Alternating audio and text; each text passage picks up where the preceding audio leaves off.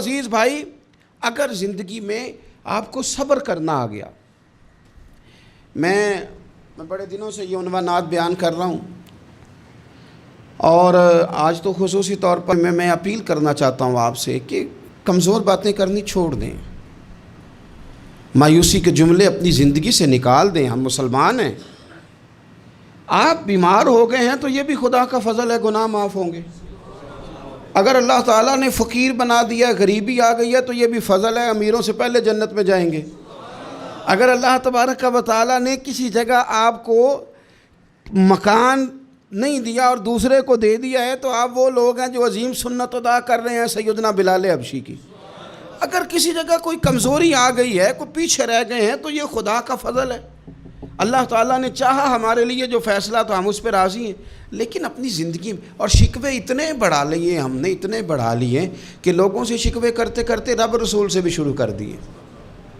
غلام بھی کبھی شکوہ کرتا ہے، آقا کا بھی شکوہ ہوتا ہے، بندہ بھی کبھی شکوہ کرتا ہے، رب کا بھی شکوہ ہوتا ہے، یہ بھی کبھی ہوتا ہے۔ آپ نہ مانے پر یہ شکوہ ہے کہ میں بڑے ڈاکٹروں کے پاس گیا ہوں، آرام نہیں آیا۔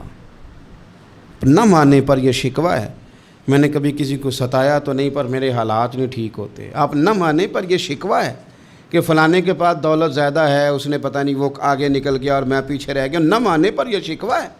کس سے کر رہے ہو؟ رب رسول سے؟ او آس بولے تے او دی مہربانی، اساں تے لاڈ ہی لڑاونے نے۔ کس سے شکوہ کر رہے ہو؟ خدا کے بندو، غلام غلامی کرتے ہیں، شکوے کرتے ہیں کوئی؟ حضرت ام سلمہ رضی اللہ تعالیٰ عنہ، شوہر کا نام ہے ابو سلمہ، بیٹے کا نام ہے سلمہ، کہتی ہیں میں، میرا شوہر، میرا بیٹا، تینوں، چھوٹا بیٹا میرا، ہم نکلے مکہ مکرمہ سے مدینہ طیبہ جانے کے لیے۔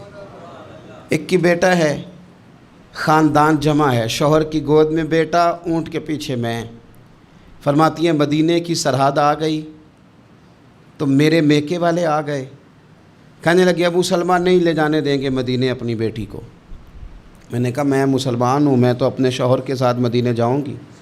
انہوں نے کہا نہیں جا سکتے، تو نے جانا ہے تو جا، ہماری بیٹی نہیں جائے گی۔ زبردستی مجھ سے انہوں نے مجھے میرے شوہر سے الگ کیا۔ کہتی ہیں پھر میرے شوہر کے قبیلے والے آ گئے، وہ کہنے لگے اگر تم اپنی بیٹی کو نہیں نہ جانے دیتے تو یہ جو ہمارا پوتا ہے یہ ہماری نسل ہے، تمہارا نہیں، اسے ہم نہیں جانے دیں گے۔ وہ بچہ اپنی طرف کھینچتے تھے، میں اپنی طرف کھینچتی تھی، مدینے کی سرحد پہ۔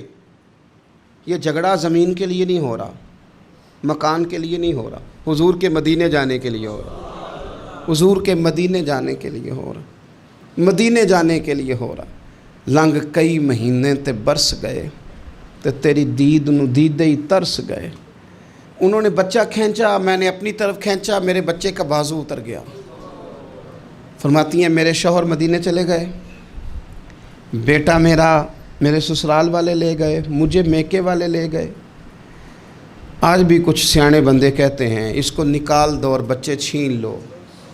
ان کا بھی خیال تھا کہ بیٹا لے جائیں گے نا تو ابو سلمہ بھی مدینے سے واپس آ جائے گا، یہ بھی واپس آ جائے گی۔ او یار، اتنا بڑا بھی ظالم کوئی نہیں ہوگا جو ماں باپ سے بچے جدا کرے۔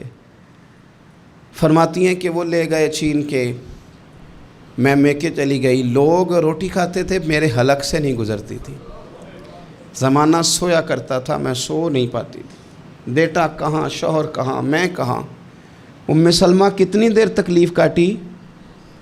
جناب ام سلمہ کہنے لگی لوگوں ایک دو دن نہیں، پورا سال بیت گیا، پورا سال، پر جے سونا ہی میرے دکھ وچ راضی، جے سونا ہی مارو مارو مینوں مار مکاؤ، میں کوئی عذر نہ پیش لے آواں، او جے سونا ہی میرے دکھ وچ راضی، پھر سکھ نو چلے ڈاواں۔ فرمایا سال بیت گیا، لوگ صبح اٹھ کے کام کاج پہ لگ جاتے، کپڑے بدلتے، ڈیوٹیاں کرتے، اور میں سویرے اٹھ کے اس جگہ آ جاتی جہاں میرا شوہر اور میرا بیٹا بچھڑا تھا۔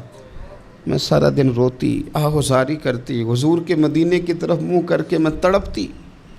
سال بیت گیا، سال، ایک ہفتہ نہیں نکلتا بچوں کے بغیر۔ بڑے بڑے سیانے لوگ پردیس جاتے ہیں تو بچوں کی فوٹو دیکھ دیکھ کے روتے ہیں، لیکن کہتی ہیں ماں تھی، بیٹا بچھڑا اور پھر بیٹا بیمار ہو اور ماں سے جدا ہو، کتنی تکلیف کا منظر ہے۔ آپ فرماتی ہیں کہ 1 سال بیت گیا اور میں نے کسی کی منت نہیں کی، میں نے کوئی شکوہ نہیں کیا، اس لیے کہ جس حال میں رب و رسول رکھیں۔ یہ حوصلہ، یہ صبر، یہ توانائی 1 سال کے بعد میرے چچا کا بیٹا میرے پاس سے گزرا، تڑپتے دیکھ کر کہنے لگا میری بہن تو سارا دن روتی رہتی ہے۔ تو میں نے کہا بھائی تمہیں کیا بتاؤں، اس کا شوہر چلا جائے، بیٹا جدا ہو جائے، وہ کیا کرے گی؟ فرماتے اس نے جا کے میرے باپ سے، اپنے والد سے، میرے خاندان والوں سے کہا اس کی سزا کب ختم ہوگی؟ اس غریبنی کا قصور یہ ہے کہ یہ مدینے والے کا کلمہ پڑھتی ہے، اس کی غلطی یہ ہے کہ یہ مسلمان ہو گئی ہے، دین حق قبول کر لیا ہے، کیوں نہیں تم خیال کرتے؟ کہتے ان کے دل نرم ہوئے، وہ رضامند ہوئے مجھے مدینے جانے پہ۔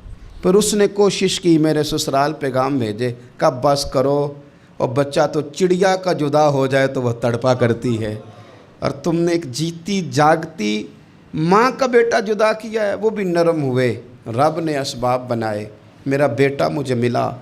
کہنے لگے تو رہ جا، میں نے کہا نہیں، تم مسلمان نہیں ہو، تمہیں پتہ نہیں نا، میں یہاں نہیں رہ سکتی، مجھے مدینہ ہی جانا ہے۔ اکیلی اتنا سفر، جنگلوں کا رستہ، پہاڑی رستہ طے کر لو گی؟ میں نے کہا میں کر لوں گی۔ جنوں ویکھ کے ٹھر دیاں اکھیاں نے تو جنوں ویکھ کے ٹھر دا سینہ ہے، ربا تیری ساری خدائی چ ایک کی تے شہر مدینہ ہے۔ کہتی میں اونٹ پہ بیٹھی، بیٹا میں نے گود میں بٹھا لیا، میں سفر کرنے لگی، پر دل میں کھٹکا تھا کہ اتنا لمبا سفر، بیٹا چھوٹا ہے، کیسے کروں گی؟ کہتے مجھے عثمان بن طلحہ مل گئے، کہنے لگے کہاں جا رہی ہو بہن؟ میں نے کہا مدینے۔ کہنے لگے اکیلے جاؤ گی؟ میں نے کہا جانا تو ہے نا، کوئی ساتھ چلے نہ چلے پر شہر رسول تو جانا ہے نا۔ آپ فرماتی ہیں میں نے عثمان بن طلحہ سے نیک بندہ کوئی نہیں دیکھا، میرے اونٹ کی لگام تھام لی۔ جب مجھے اونٹ پہ بٹھاتے تھے نا، اونٹ بٹھا کے چلے جاتے تھے، میں بیٹھ جاتی تھی تو آ کے لگام تھامتے تھے۔ جب کہیں مجھے اتارتے تھے تو اونٹ بٹھا کے چلے جاتے تھے، میں اتر جاتی تھی تو اونٹ کو باندھتے تھے۔ سونا ہوتا تھا تو اونٹ بٹھا دیتے، میں اتر جاتی، وہ دور جا کے لیٹ جاتے۔ فرماتی تھی پھر میرے لیے میرے رب نے اسباب پیدا کیے اور میں مدینہ پہنچی، میں شوہر سے ملی، اور لوگوں میرے نصیب دیکھو، میں رہنے کہاں لگی؟ حضور کے مدینے میں، شہر رسول میں، شہر اے پائے نظر ہوش میں آ، یہ کوہ نبی ہے، میں حضور کے حرم کی زمین اور قدم رکھ کے چلنا۔ ارے سر کا موقع ہے او جانے والے، مدینے کے خطے خدا تجھ کو رکھے، غریبوں فقیروں کے ٹھہرانے والے۔ کہتی ہے میں وہاں بسنے لگی۔ آپ فرماتی ہیں مسلمانوں شاید مجھ سے زیادہ تکلیف کسی نے نہ سہی ہو، پر دیکھو 1 سال پورا میں تکلیف میں رہی، اور جب میرا صبر سال کو پہنچا، صبر کی عمر 1 سال ہوئی، تو پھر رب نے بندوبست کیا، پھر میرے گھر والے بھی نرم ہو گئے، سسرال والے بھی نرم ہو گئے، رب نے میرے آنے جانے کے لیے ایک بندے کا بندوبست بھی فرما دیا، پھر میرا شوہر تک بھی میں پہنچ گئی، مجھے مدینہ الرسول بھی نصیب ہوا۔ 1 سال میں نے صبر کیا تھا، رب نے مجھے مستقل مدینے کا ٹھکانہ عطا فرما دیا۔ لیکن جو بندہ صبر ہی نہ کر پائے، جو صبر ہی نہ، جو کہے جی بڑی دور سے آیا ہوں، بڑی دیر ہو گئی، بڑا ٹائم ہو گیا، کب جا کے مسئلہ حل ہوگا؟ وہ جو آپ نے بتایا تھا وہ تعویذ کب اثر کرے گا؟ وہ دعا کب قبول ہوگی؟ وہ فلانا معاملہ کب؟ بھئی یہ ڈیٹ تو آپ کو رب رسول ہی دے سکتے ہیں، بندہ تو کوئی اطلاع ہی دے گا، پیغام ہی دے گا، دعا ہی کرے گا۔ اگر زندگی میں حوصلہ ہی نہیں ہوگا، اگر آپ کو یہ قرار ہی نہیں آئے گا، ٹھہرنا ہی نہیں آئے گا کسی میدان میں۔ دیکھیں کچھ ایسی اذیتیں ہوتی ہیں جو اذیت ناک ہوتی ہیں، لیکن اگر غلامی میں آ جائے نا آپ تو وہ اذیت ناک نہیں ہوتی، اس چبھن میں مزہ آنے لگتا ہے۔